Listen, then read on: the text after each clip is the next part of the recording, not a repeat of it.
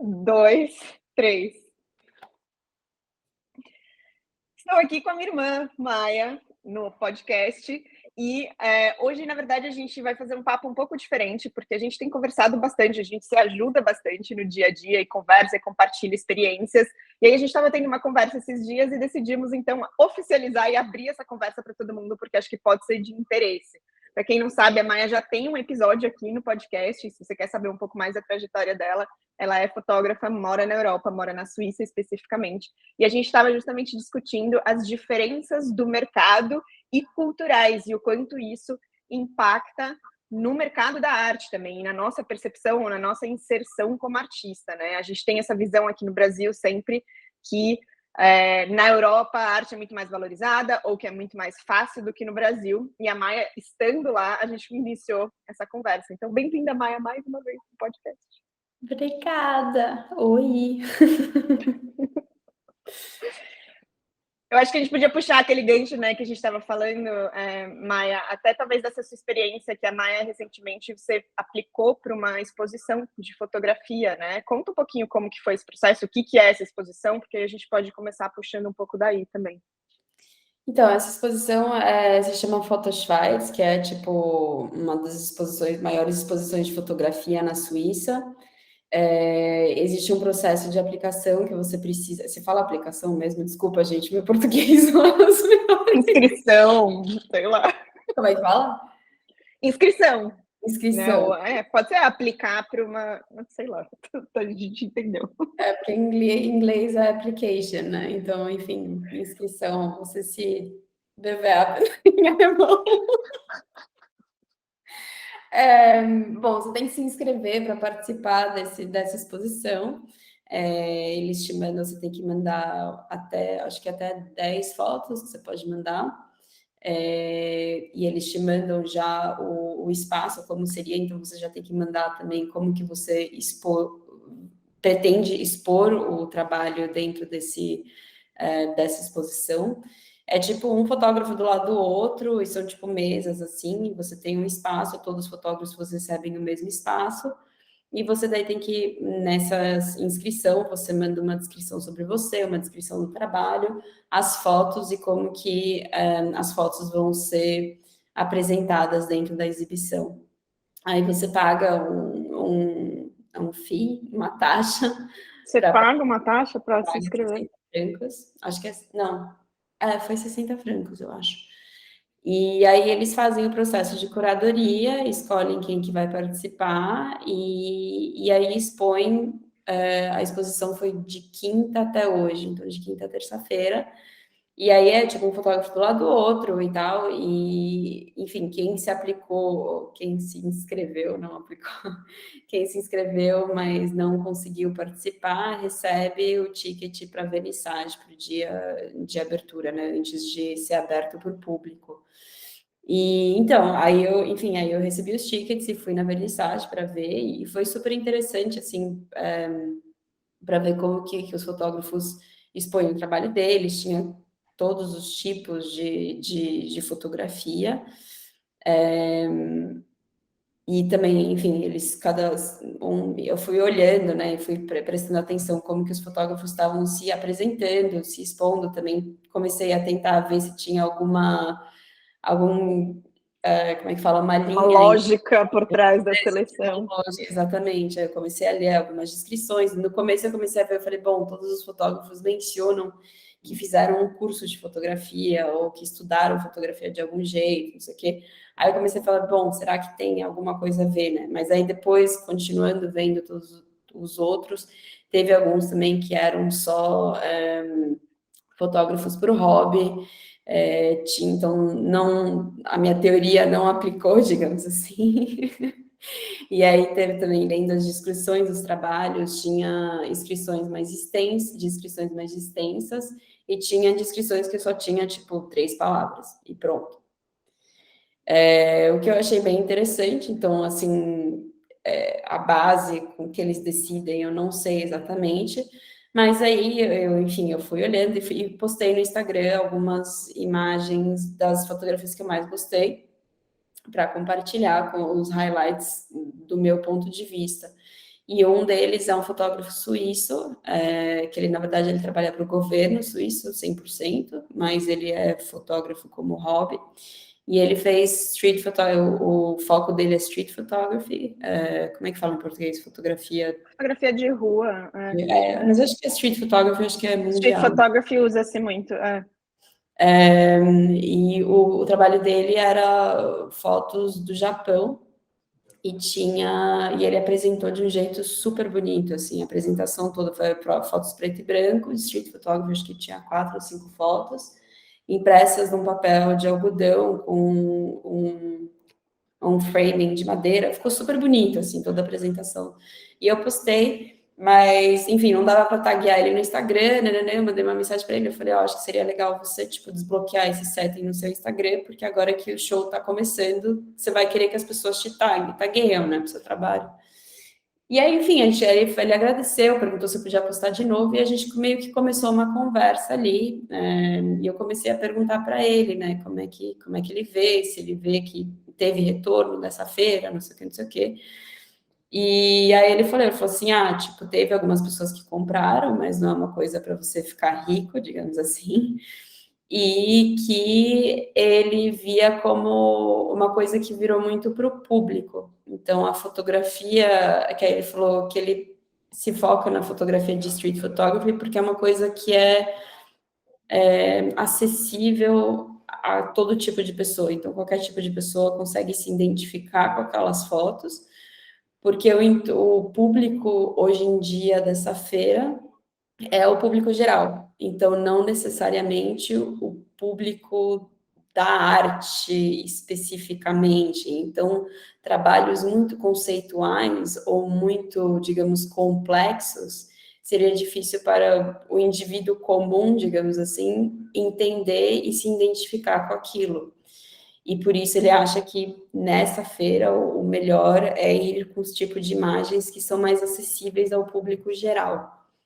E eu achei muito interessante isso, né? Porque um dos maiores eventos de fotografia, você imaginaria que exatamente nesse ambiente você teria um passe livre para fazer uma coisa mais artística e talvez para ter um acesso ali a curadores ou pessoas do mercado da arte.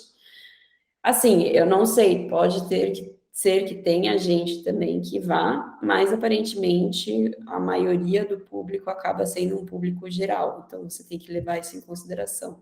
E eu achei muito interessante, né? E aí foi assim que começou um pouco a nossa conversa cá nesse assunto, entre, enfim, o mercado da arte aqui no Brasil, também essa diferença entre uma foto ou uma arte acessível, uma arte que é considerada mais artística, qual que é a diferença, enfim.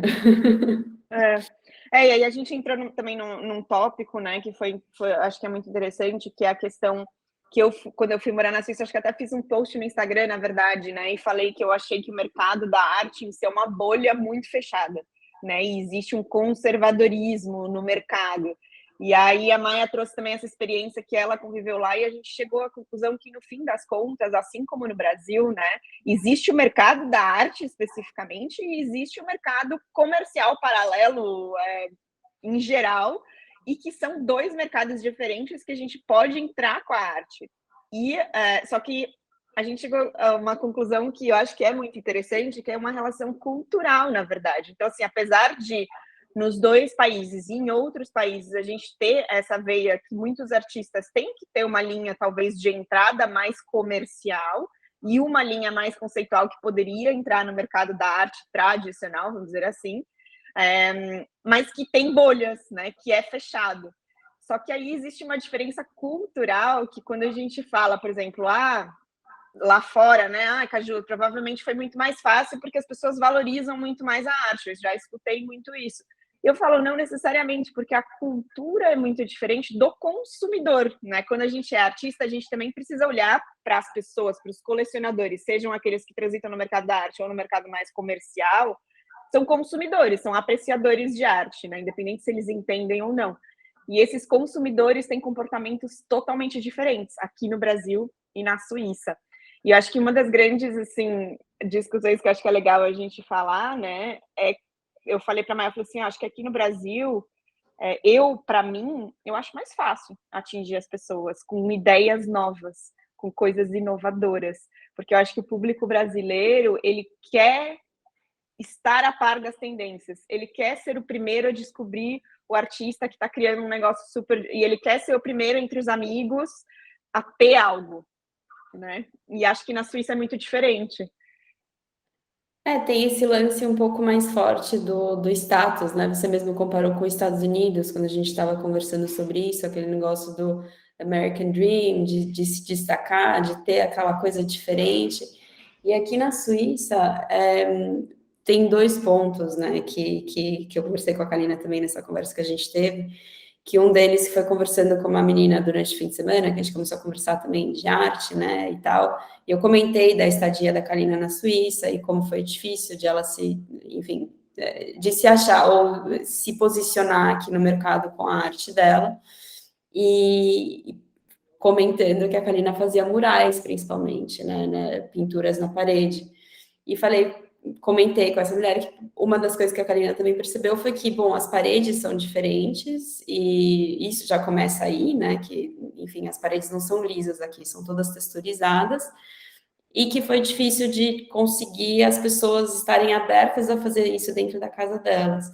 E uma das coisas que essa pessoa me falou foi que eu nunca tinha parado para pensar, aqui na Suíça, você, principalmente hoje em dia, você não tem a cultura de comprar um imóvel mais. Então, é tudo alugado. Então, por mais que você fique naquele imóvel por anos, no fundo da sua cabeça é como se fosse temporário. Então, você talvez não esteja disposto a investir tanto numa arte ou em alguma coisa que vai ficar ali dentro da sua casa, que vai dar valor para sua casa, porque é temporário. Então, e no Brasil, acho que é um pouquinho diferente, assim, enfim, acho que na nossa geração tem uma dificuldade maior de talvez comprar imóvel comparado com a geração passada, mas talvez isso ficou um pouquinho mais forte na cultura de que você quer dar valor ao seu lar, você quer trazer as pessoas para o seu lar e mostrar o que você tem. E aqui na Suíça, não, tanto que eu brinco assim, você vai em 5 apartamentos diferentes e todo mundo tem o mesmo quadro da IKEA. Tipo, tem que todo mundo tem os mesmos móveis, as mesmas cadeiras, os mesmos quadros que compraram lá por um preço ok, que todo mundo tem o mesmo quadro, as pessoas não se importam, e a gente até na nossa conversa fez a comparação também, a mesma coisa com roupas, todo mundo se veste igual, você não quer se mostrar, você na verdade é exatamente o contrário, se você se expor demais, se você se destacar demais, você pode ser julgado. Então, todo mundo tenta ficar ali no baixinho, no conforme com todo mundo, né? Que acho que Isso causa uma certa repressão, né? Eu acho que é o que a gente estava falando, né? As pessoas, elas querem se encaixar a todo custo, porque se você não se encaixa, você é considerado um revoltado, um fora da lei, um sei lá o quê, você saiu da regra, saiu da linha, né? E isso é mal visto, e em vez de você crescer até profissionalmente, né, desde se destacar com a roupa até crescer profissionalmente muito, as pessoas começam a tipo, ai, nossa, o que será que é, sabe? É tudo cheio de fofoquinha, assim, é bizarro, é bizarro. E quando você pensa, tipo, numa cultura, né, num país que é tão de primeiro mundo como a Suíça, é um país muito rico, mas ninguém quer realmente se destacar. Talvez porque a média já seja alta, né? Aqui no Brasil a gente tem uma discrepância muito grande também, a gente tem um gap gigante entre classes, e que na Suíça não existe. É tudo mais do mesmo, assim, é tudo igual. Então, nessa cultura, as pessoas não têm a necessidade do status, justamente. Que eu acho que na cultura nas Américas é muito mais forte. Américas, porque nos Estados Unidos tem muito isso, e aqui no Brasil acho que a gente replica muito também essa questão cultural, né? E se a gente pensa no Brasil, por exemplo, o mercado de comprar a casa própria é muito forte, e o mercado de design de interiores, arquitetura, design de interiores, aqui é muito, muito, muito mais forte do que na Suíça, né? aqui bom, agora pensando também em outras coisas, né? Aqui, que nem eu falei, né? Tem a IKEA, todo mundo vai para IKEA, não sei o que, não sei o que, e pronto. Mas o que me passou aqui agora pela cabeça também, falando culturalmente, eu acho que no Brasil você tem da cultura uma propensão maior de falar, vamos fazer um jantar em casa, vem todo mundo, traz quem você quiser, vem aí. Então, você traz muito mais as pessoas para dentro da sua casa. Aqui na Suíça, você primeiro vai para um restaurante, aí você começa a criar uma certa é, trust, confiança com a Intimidade, pessoa, confiança. intimidade, né? Depois, quando você é amigo, quando você já está no círculo, não sei o que, aí sim, você vai na casa da pessoa e tem jantares, tem festas na casa das pessoas. Mas eu sinto que no Brasil você tem, bom, tem aquele modelo também, né, não sei se você conhece, o do Coconut e Peach. Não, do coco e do pêssego? É uma teoria sobre culturas. E aí tem como é que fala? O coco e o Coco e o pêssego, pêssego. né? Então, são dois tipos de culturas diferentes.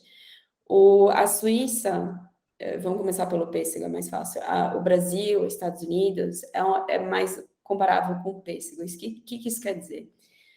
Em volta é tudo mole, é super fácil, todo mundo é super aberto, fala sobre tudo, divide tudo, abre a geladeira, pega o que você quiser, tá tudo tranquilo, divide tudo, tipo, é tudo assim, Sai abraçando estranhos na rua, tipo. é tudo fofinho, é tudo tipo a primeira impressão, sabe? É tudo, todo mundo conversa com todo mundo divide todo mundo, tá tudo bem. Só que é muito difícil de chegar ali no caroço. O caroço mesmo da pessoa é duro e é difícil de entrar lá. Só que tem uma coisa assim bem fluffy em volta que tem Gostosinha bastante, em tem volta. bastante carne, tem bastante carne. É difícil de chegar no caroço, mas tem bastante Núcleo. carne para aproveitar ali. E a Suíça é mais um coco. Então, o que isso quer dizer?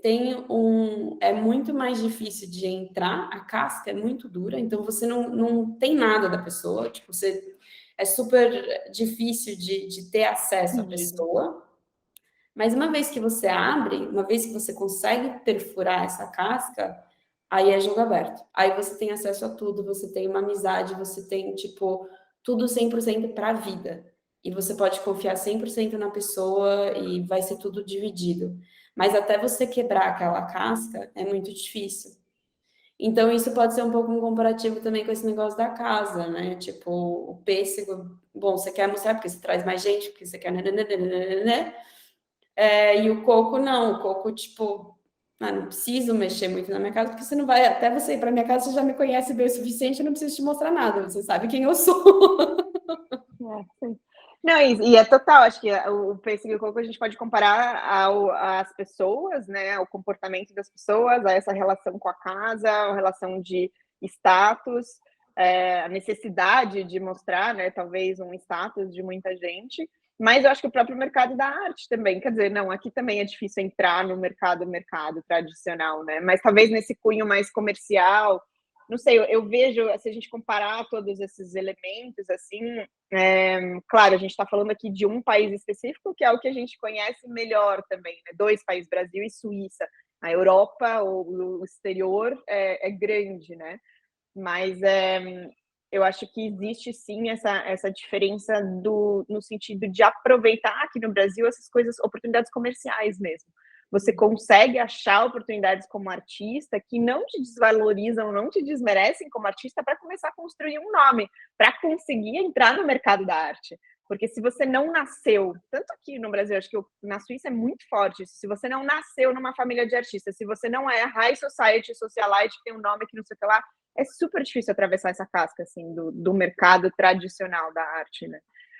Então, eu acho que aqui existem muito mais oportunidades, assim, no dia a dia, de você começar a se infiltrar na casa das pessoas e ser conhecido dentro das casas mesmo. E isso é arte, né? É tocar, é fazer parte do dia a dia das pessoas também.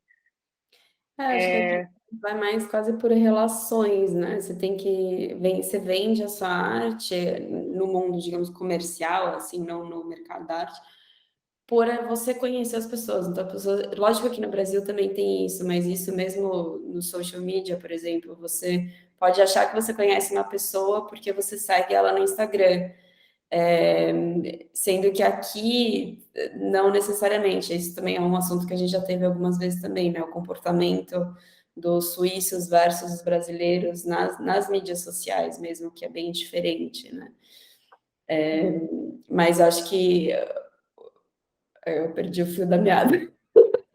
Não, eu acho que falando disso, redes sociais, com certeza. Acho que no Brasil também a própria oportunidade de vender pelas redes sociais, de ter clientes pelas redes sociais, é muito maior. Na Suíça, os usuários são passivos. Então, tudo que a gente tem no Brasil de engajamento, de as pessoas comentarem, falarem, quererem, simplesmente porque viram no Instagram, na Suíça também existe uma camada muito maior para se atravessar, porque os usuários, eles observam, eles são usuários, mas eles são passivos, eles não comentam, eles não falam, a não ser que, isso foi uma coisa que eu senti muito, né, que você falou do negócio, por exemplo, das paredes, existiu essa barreira até física, né, que as paredes eram diferentes, mas o que eu conversei com a Arahel, que era uma amiga, que é uma amiga nossa, eu fiz uma arte na clínica dela, né, e ela foi super querida, assim, mostrou para todo mundo, as pessoas amavam, mas e na hora de fechar, a Arahel falou assim, elas têm complexo elas não querem ser as primeiras a colocarem uma tendência, tipo, se o vizinho comprar, elas compram. Então, por ela ter na clínica dela, até abriu algumas outras portas mais fáceis. Agora, outros contatos que eu conversava, as pessoas falavam, nossa, que incrível, meu sonho, amaria ter. E aí elas ficavam esperando, tipo, passivas. É o mesmo comportamento de uma rede social. Enquanto o vizinho, a melhor amiga dela, não comprasse, existe esse medo de apostar no novo. Talvez seja por isso de aparecer, ou sei lá o quê, mas existe o medo de apostar no novo mesmo. E no desconhecido. Tem isso, e também acho que também o processo de decisão do suíço é muito mais elaborado. Se eu, assim, pelo que eu pensando, comparando, tipo, o suíço demora para decidir. Ele tem que pensar, ele tem que ver se ele vai querer mesmo, se ele vai investir nisso, não sei o que, não sei o que. Ele fica ali, tipo, pensando, Analítico. pensando. Aí, eventualmente, talvez ele fala, bom, tá, vou fazer essa decisão. Mas até ele chegar numa decisão, eu tinha um namorado suíço, ele demorou, tipo, mais de 2 anos para decidir que ele queria fazer um mestrado. Que é uma coisa que pondera os pontos bons, ruins, negativos, positivos, médios, todas as camadas. E eu sinto que no Brasil é mais assim, pô, vamos, pô, gostei dessa arte, vou comprar, pô, não sei o quê. Pode ser que daqui a 3 meses, daqui a 1 ano, 2 anos eu não curta mais, vou comprar outra, tudo bem. É uma coisa muito mais assim, rápida de algum jeito. Então, eu acho que isso também faz uma diferença, né? Porque se a pessoa vê a arte, fala, pô, legal. Até mesmo esse fim de semana também, um amigo que eu vi, ele, tô pensando em comprar uma arte sua. Eu falei, pô, legal, compra logo. Vai, amigão, vamos lá. Mas é esse negócio, assim, existe esse processo de decisão que parece que demora muito mais, assim. Então, eu não sei, assim, uma coisa que tem passado muito pela minha cabeça aqui na Suíça, também conversando com a minha tia, que ela também foi numa galeria, que eles deram uns insights também esses dias, de talvez o jeito de entrar aqui seria com coisas menores, mais acessíveis. Então, coisas que são fáceis de transportar. Então, voltando à mentalidade de que a casa é temporária, então, talvez coisas menores que, bom, se a gente mudar, não ocupa tanto espaço para mudar. Isso aqui dá para mudar fácil. Então, tentar entrar, talvez, assim, nesse jeito, um pouco para criar uma confiança, criar um contato, para daí depois, hopefully, talvez conseguir vender coisas maiores. Não sei, tipo, é uma das coisas, um dos insights que eu tive esses dias. Não, eu acho que entra nesse ponto da importância, né, de quando a gente fala de tipo, sou artista, quero vender minha arte, a gente tem que olhar para tudo isso. O comportamento humano de consumo ou de estilo de vida faz diferença na forma que a pessoa consome arte também, né? E acho que uma coisa que você estava falando aqui, né, dessa questão de ponderar tudo, de ser um olhar mais analítico, isso suíço culturalmente, e a gente sabe porque a gente cresceu com uma forte influência, existe uma rigidez, né, uma disciplina ali de pensar, questionar, não sei o que lá, tudo. Eu acho que o brasileiro, culturalmente, ele é mais emocional, né? E ele é mais aberto emocionalmente. Não quer dizer que o suíço não é, de novo, a história do pêssego e do coco, né? Mas aqui as pessoas, elas se deixam encantar emocionalmente, né? Elas são mais abertas por isso, assim, ao sentir. E eu acho que isso é muito lindo. E é uma oportunidade no Brasil de aproveitar isso, né? Eu acho que a própria Maia, aí da Suíça, tem vendido fotografias para o Brasil, né? Porque as pessoas querem fazer parte disso. Eu acho que até, né, o Igor, um dos clientes também, comprou porque ele quer que o filho tenha no futuro artes, que ele comprou uma arte minha e comprou uma arte da Maia. E para mim, na época, ele falou isso, pelo menos, né? Que ele falou assim: eu tô querendo investir em arte para deixar para o meu filho, e são pessoas que ele conhece de alguma forma, que estão próximas de alguma forma. Então, eu deixo um legado para ele, uma conexão com a arte próxima, não é algo distante necessariamente. Então, eu achei muito legal. Então, é um pensamento emocional, mas também de cuidado, de afeto, né, com a próxima geração, porque a arte é um investimento. Sim. Mas é interessante isso que você falou da emoção também. Uma das coisas que passou pela minha cabeça nesse sentido é que talvez isso, o brasileiro olha, fala, gostei agora, quero comprar agora. Enquanto o suíço pensa, será que vou gostar em 10 anos? Que é uma mentalidade um pouco diferente, é uma mentalidade tipo short term versus long term, Sim, curto prazo, médio, longo prazo. Mas esse negócio do Igor é interessante que você falou, porque nesse exemplo que você deu é o que eu estava falando antes daqui na Suíça, que eu sinto que tem que ter essa proximidade com o artista, né? Que é um assunto muito interessante também, que a gente já conversou várias vezes sobre também, que as pessoas procuram essa conexão. Então, se você conhece o artista pessoalmente, você sabe a história, você sabe que tipo de pessoa o artista é, você está mais disposto a comprar a arte dele. Pode ser que outro artista tenha exatamente a mesma arte, mas porque você conhece aquele artista, você vai comprar dele e não do outro. Então, isso acho que é um tema bem interessante que é aplicável, acho que para os dois países, né? Eu acho que e é aquela velha história, não é a sua arte só como portfólio, é quem é o artista por trás, né? E a importância de a gente também mostrar, às vezes, a visão de vida, o estilo de vida, a forma que você vê as coisas, porque isso também gera uma conexão com a pessoa, né? E uma confiança. Porque se você vê uma série de imagens, você, né, falando assim de uma, às vezes muita gente tem essa desconfiança, mas eu não sei, a partir do momento que você se mostra um pouco mais, isso gera uma conexão além que as pessoas, como você até falou, a gente já tem essa sensação que pelas redes sociais a gente conhece as pessoas, né? Então você gera essa proximidade, assim. Agora, uma coisa que você estava falando agora e que me veio no meio também, falando de padrão de consumidor, que é importante a gente avaliar, me veio bastante também a diferença e que acho que faz total sentido até nesse comportamento de emocional, da compra emocional versus a compra analítica ou ponderada, médio, curto, longo prazo. É a forma de pagamento. No Brasil, você pode parcelar e você pode ter crédito. E as pessoas, inclusive, se endividam com isso, né? Aqui, porque emocionalmente a pessoa que não tem necessariamente o capital, ela quer comprar uma televisão e ela divide em 24 vezes porque pode. Na Suíça não existe isso. Você paga as coisas à vista, né? Não existe parcelamento, não existe o cartão de crédito, até existe, mas as pessoas quase não usam, assim, o parcelamento, principalmente. Então, quando você vende uma arte, é aquele preço e ponto.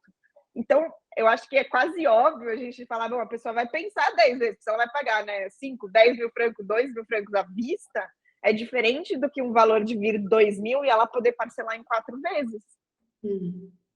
É um ponto bem interessante isso, que é realmente aqui na cultura se você tiver o dinheiro, você compra, se você não tiver, você não compra. Enfim, é preto no branco, tipo, não tem muito questionamento nesse sentido, né? Mas é verdade, é um ponto, porque com isso acaba não diluindo, né? É um investimento de uma ali paulada, é aquilo ou é aquilo. E no Brasil, não, né? Você fala, bom, se eu pagar agora para os próximos 6 meses, que seja R$ 500 por mês, é muito mais acessível do que você falar 500 vezes 3 mil. 3 mil reais. 3 mil reais em uma sacada só, né? Então, realmente é um ponto bem interessante isso também. Me pergunto se E é de uma repente coisa que é uma oportunidade de criar isso na Suíça. não é, eu acho que pode Não, ser. mas acho que a É que mentalidade. culturalmente eles não têm essa mentalidade. Eu lembro que eu falava sobre isso com algumas pessoas, falava, não, se você quiser, tipo, sabe, pagar metade agora e pagar metade daqui a um mês, e a pessoa ficava me olhando, tipo, mano, o que você tá falando, sabe? Então, eu acho que isso é muito cultural, eu acho que existem os lados negativos, obviamente, disso, quer dizer, as pessoas na Suíça, elas têm um consumo muito mais consciente, né? Elas não se endividam tanto, como, por exemplo, no Brasil, porque eu acho que aqui o lado negativo disso é que você tem, né, a possibilidade de dividir, você fala, então eu vou comprar porque eu posso dividir, né? Só que isso acaba, às vezes, tendo impactos negativos. Mas a gente não quer entrar nessa parte, né, econômica do negócio, e sim do ponto de vista do artista, que na verdade é uma oportunidade. E é uma coisa que eu gosto, sempre falo, assim, e eu aplico também. Nas próprias formas de pagamento, quando você oferece uma arte, você pode colocar isso, levar isso em consideração. Porque você já abre uma possibilidade, né? Da mesma coisa, por exemplo, que você abre uma possibilidade de já oferecer as parcelas, então, para a pessoa que bate o olho ali no valor final, né? Sei lá, 5 mil. E aí ela fala, putz, 5 mil numa paulada é muito dinheiro, mas e se ela está dizendo que eu posso dividir isso em 5 vezes? Então, você dá essa possibilidade para a pessoa. Mas é uma coisa que também culturalmente é muito diferente, por exemplo, é o pedir desconto, né? Aqui no Brasil a gente tem a cultura, eu acho que isso é uma coisa de muito terceiro mundo, né? Porque você vai para Arábia, para aqueles lugares, é muito comum você pechinchar. Faz parte do processo você pedir desconto, né? E aqui no Brasil a gente tem muito fortemente essa cultura, e na Suíça não, né? Tá, ouça o microfone. Peraí, que ela ficou muda rapidinho. Pronto, voltou. Não, eu acho que isso também é interessante levar em consideração na parte de precificação mesmo, né? Então, no Brasil, você vai levar em consideração que pode ser que o seu cliente peça desconto. Então, você vai ali por um premium, uma parte um pouquinho mais, porque você, se ele pedir desconto, daí você ainda está vendendo pelo valor que você quer vender, né? E aqui já não, aqui você tem que pensar bem, porque a pessoa não vai voltar e falar, vamos conversar sobre o preço, vai ser ou sim ou não. Então você tem que pensar bem quanto vale, enfim, que valor você quer pôr, né? Que é interessante. Eu acho que assim, um pouco a conclusão, né? Acho que a gente também ir fechando assim, é muito. Eu vou deixar aqui uma provocação e você diz se você concorda ou não, mas eu gosto de dar umas provocadas da galera aqui. Mas é assim, é muito fácil a gente ficar numa posição de dizer: no Brasil a arte não é valorizada, do lado de fora é muito mais. Aqui é difícil, então é difícil, é difícil, é difícil. Porque não sei aonde, porque não sei quem, porque não sei o quê. Não, calma, respira.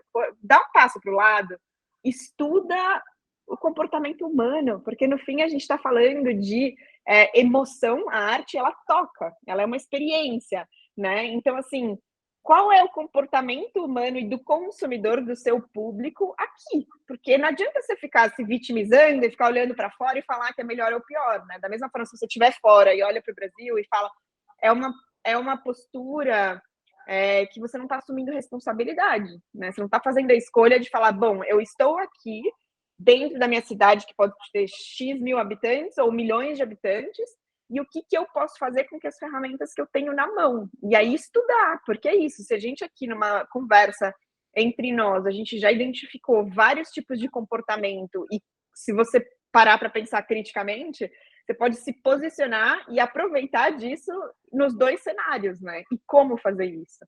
Então, eu acho que é um pouco esse lugar de nossa responsabilidade como artista avaliar essas coisas, né? Não, eu super concordo, e é o que eu estava falando antes também, né? É o que eu estou começando a fazer aqui também. Eu estou estudando, vendo como que outros fotógrafos se posicionam, vendo o que está sendo mostrado em galerias, o que está sendo vendido nas lojas, para eu entender também como que eu vou fazer a minha parte nesse ambiente, que, segundo as nossas conclusões, é um pouco mais difícil do que no Brasil, mas Fica a dica, brasileiros, vocês estão na vontade. Fica a dica, brasileiros. Se vocês quiserem ir para o exterior, levem isso em consideração. Ou vai para os Estados Unidos, que teoricamente, segundo nossas teorias, é mais parecido com o Brasil. Mas é uma coisa que eu acho que qualquer mercado, que nem você falou, onde você estiver, ou onde você quiser ir, você vai ter que estudar o mercado e vai ter que entender como você vai se posicionar e como que você... É uma estratégia, no fim, né? É um negócio, é um empreendedorismo. Então, como que você vai se posicionar e posicionar o seu mercado, o seu produto, quanto que as pessoas estão dispostas a pagar ou não pagar, ou como que você vai... Enfim, todas as coisas que estão interligadas a isso, mas que é importante você entender o mercado, onde você está posicionado e como você quer se posicionar dentro dessa realidade onde você se encontra, onde você quer se encontrar, né? Sim. Não, e é isso, é pesquisa. E pesquisa não é ficar só no Instagram.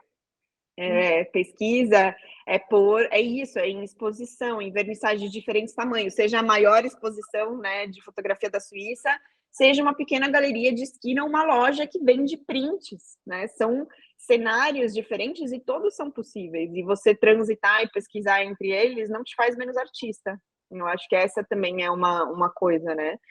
E é isso, é nossa responsabilidade. E a gente mesmo, se fazer de louco, né? Tipo, e sair perguntando, a gente sempre brinca nisso, né? Mas a gente assume que é burro, que é leigo no assunto e vai lá perguntar, tá tudo bem. Eu acho que isso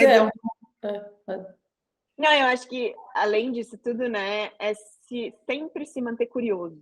Porque você nunca aprendeu tudo. Você sempre pode aprender algo mais. E olhar entre as linhas. Você vai numa exposição, vai ver o catálogo, né? Vai ver como esse catálogo está feito, como as pessoas estão apresentando aquele trabalho. Tudo isso pode unir você para você fazer no seu também. E acho que também só mais um ponto que quando você estava falando de social media também, que agora que você comentou de novo, só um comentário também nisso, é isso, não é só online, você vai ter que fazer presença. Vai em eventos, vai em networking. Eu sou introvertida, para mim é super difícil fazer isso, mas eu tô vendo que cada vez mais é importante, porque se você quiser que as pessoas te conheçam, você vai ter que estar presente. Sim, social media é muito bom e dá para você usar a seu favor, sim. Mas conhecer as pessoas pessoalmente é muito forte também. Porque é aquela história, né? O que é algumas palavras ou um comentário numa rede social e você olhar a pessoa nos olhos e passar uma confiança, um charme, um sorriso. É totalmente diferente. Pensa em qualquer tipo de relacionamento, né? Você conhece alguém, sei lá, no Tinder, no Bumble, e você conhecer alguém num café, é diferente. Então, se você aplica isso também, né? Qualquer tipo de relação, essa construção de relação é extremamente importante. E com certeza o networking é essencial. Você se inserir no mercado da arte ou viver da arte, você tem que fazer redes, você tem que fazer contatos, não adianta. E eu também era muito tímida, eu ainda sou um pouco, mas eu brinco que eu encaro ali a Caju artista, tipo, faz parte do trabalho, não adianta, você vai ter que encarar isso, se você quer fazer alguma coisa. Eu visto a camisa da Caju e vou bater na porta das pessoas. Mas, Maia, obrigada por esse papo. Eu acho que é super legal que você também topou a gente abrir essa conversa. Acho que podem vir outras. Quem está escutando aqui também, se tiver, né, comentários e quiser conversar mais ou tiver perguntas, Maia, eu acho que você também está sempre muito aberta nas suas redes, né, para trocar, para abrir, já que ela está localizada em outro país. Às vezes a gente tem dúvidas também e pergunta, né? Maia, onde as pessoas podem te encontrar também? Acho que é legal você falar aqui. Putz, eu preciso soletrar daí meu nome inteiro, mas você me encontra também. Eu ponho na descrição do episódio por nome da pessoa, não é fácil. Põe o link, eu acho mais fácil. Qualquer coisa, vocês vão no Instagram da Kalina, põe no following ou followers, escreve M-A-J, que meu nome já deve aparecer lá, que é o mesmo sobrenome da Kalina, mas com o meu nome Maia com J na frente. Pronto, é isso. Mas caso vocês queiram, vou deixar aqui também na descrição o Instagram da Maia, mas também o site dela, com as fotografias dela, para vocês verem o trabalho. Se você tiver curiosidade para saber mais da história da Maia em si, também tem um episódio aqui no podcast já, que ela conta bastante sobre a vida dela nômade de hotéis. Ela não tem uma casa fixa, é bem interessante também, fica aqui a dica para você já ir buscar esse episódio. E obrigada, Maia, por essa conversa sempre, agora oficialmente aberta, porque a gente tem esse tipo de conversas diariamente. Por podcasts no WhatsApp, que a gente podia pegar assim, os podcasts de WhatsApp e transformar no episódio, né? Não, obrigada, eu acho que é super legal poder dividir isso, e é isso, se alguém tiver alguma pergunta aí qualquer coisa que eu puder ajudar, só me manda mensagem que tô aberta para ajudar do jeito que dá. Porque é isso, eu acho que também isso a gente também, um parênteses, é uma coisa que a gente já conversou também, que eu não acho que artistas são competidores, né? Que a gente pode se agregar e pode se ajudar bastante. Então, mesmo se você for fotógrafo, tô aberta para ajudar como que eu puder e a gente vai se ajudando nesse caminho. Exato, todo mundo tem seu espaço, todo mundo é único, vamos crescer todos juntos. Isso. Obrigada, até a próxima. Obrigada, tchau.